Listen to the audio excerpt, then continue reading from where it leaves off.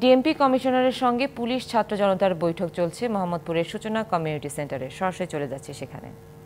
বিদ্যুৎ থেকেও এক ধরনের ব্যবসা পরিচালনা করে থাকি, কথাটা সম্পূর্ণ ভুল প্রচারণা করে মানুষকে ভুল বোঝানো হয়েছে।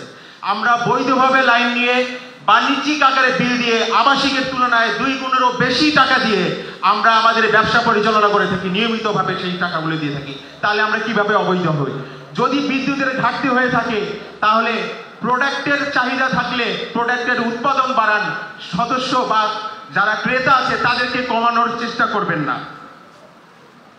আমি এখানে যানজটের আরেকটা কারণ হিসাবে আমাদের অটোরিকশাকে ধরা হয়, কিন্তু আমি রাজুক এবং বিআরটি এর একটা তথ্য অনুযায়ী আপনাদেরকে জানাতে চাই, বর্তমান রাস্তার 100 ভাগের 88 ভাগ রাস্তা ব্যক্তিগত গাড়ি দ্বারা বন্দী।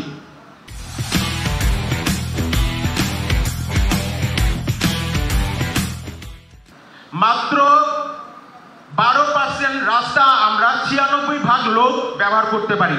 তাহলে কি অটোরিকশা যানজটের তৈরি করছে, নাকি আপনাদের ব্যক্তিগত গাড়িগুলো তৈরি করছে? যাদের ঘরে 5 জন, এমনও ঘর আছে যাদের 5 জন সদস্যের জন্য 5টা গাড়ি ব্যবহার হয়। আজকে দোষগুলো চলে আসে ব্যাটারি চালিত অটোরিকশার উপরে। দুর্ঘটনা কবলিত একটা ঝুঁকিপূর্ণ যান আমাদের এই অটোরিকশা। হ্যাঁ, এটা আমরা মানতে পারি। তার কারণ হলো এটা গঠনগতভাবে কিছুটা ব্রেকিং সিস্টেম এবং অন্যান্য ত্রুটি আছে। আপনারা সহযোগিতা করেন না আমাদেরকে। আমাদের এটা বইয়ের ধারা এবং একটা প্রতিষ্ঠিত এবং যেটা নির্ভরযোগ্য হয় এরকম একটা গাড়ির ব্যবস্থা আমাদেরকে করে দেন। কর্মসংস্থান বন্ধ না করে আপনারা ওইভাবেই করে দুর্ঘটনা কমে যাবে।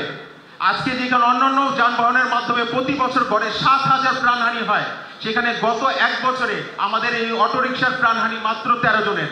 তাহলে আমাদের পিছনে কেন লাগছে মানুষ, বা আমাদেরকে নিয়ে কেন এত সমালোচনা আমরা জানি না।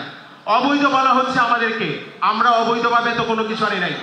আমাদের বৈধ টাকা দিয়ে আমাদের এই ব্যবসা করা।